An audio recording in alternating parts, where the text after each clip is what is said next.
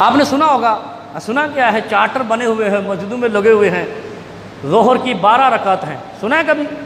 عشاء کی 17 رکعت ہیں، سنا ہے کبھی؟ سنا ہے، اور عمل کرتے ہیں، اسی پہ ہمیں مار پڑنی ہے۔ یہ 12 رکعت کس نے بتائی ہیں؟ کسی حدیث میں اثنا عشرہ رکعہ فی الظہر ہے یا 17 رکعہ فی الظہر فی العشاء ہے؟ ایک بھی حدیث نہیں ہے جس میں 12 رکعت کا ذکر ہو کہ ظہر میں پڑھنی ہے۔ ایک بھی روایت محمد رسول اللہ صلی اللہ علیہ وسلم کی نہیں ہے کہ جس میں عشاء کی 17 رکعت کا ذکر ہو۔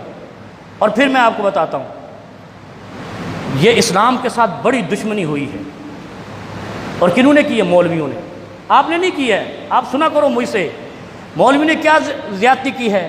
عبادت کو اتنا وسیع کر دیا ہے کہ فرصت ہی نہیں ہے سیادت کسے کہتے ہیں، فرصت ہی نہیں ہے کہ سیادت کسے کہتے ہیں، قیادت کسے کہتے ہیں۔ امت مسلمہ قیادت کرنے آئی تھی، قیادت کسی کو دے دی، ہم سجدوں پہ لگ گئے۔ اتنا اضافہ کر دیا ہے، یہ 12 رکعت کی کوئی اصلیت نہیں، 17 رکعت کی کوئی اصلیت نہیں۔ میں بتاتا ہوں اصلیت کیا ہے۔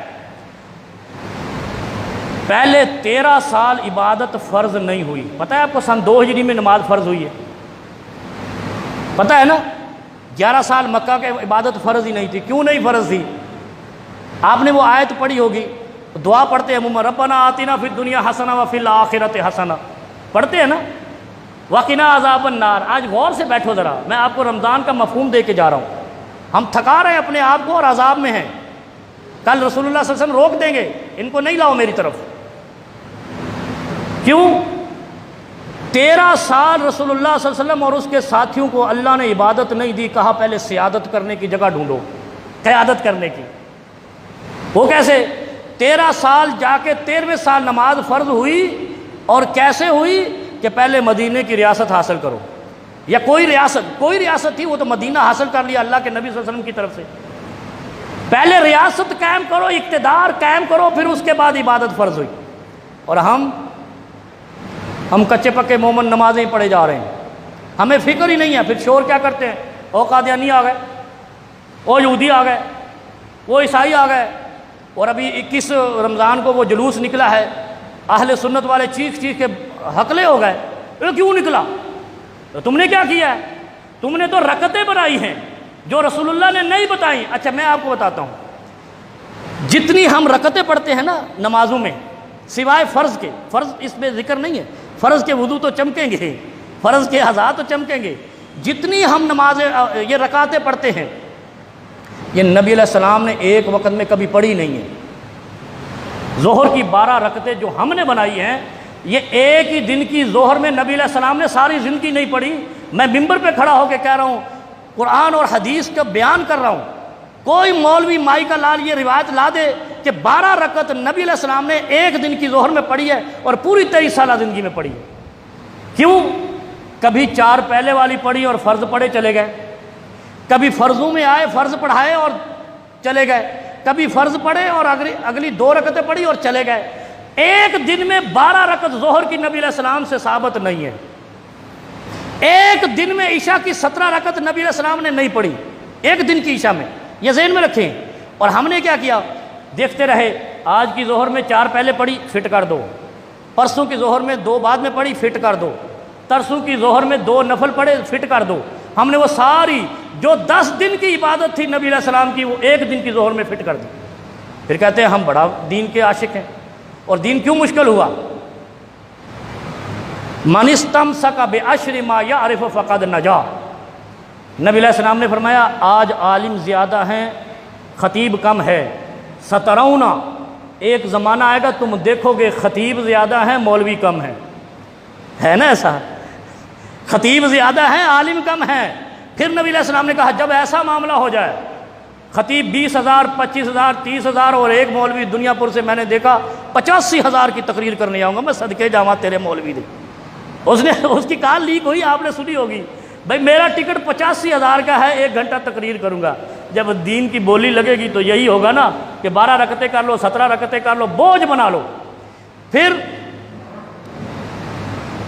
اتنا من استمسک بعشر ما یعرف فقد نجا، نبی علیہ السلام نے فرمایا کہ جب ایسا زمانہ آ جائے کہ تمہیں خطیبوں کی بھرمار ملے، علماء کی کمی ملے، لطیفے چھوڑنے والے، جگتے کرنے والے، تماشا کرنے والے بھرمار ہوں، تو اگر آپ نے دین پر 10% بھی عمل کر لیا، کتنا؟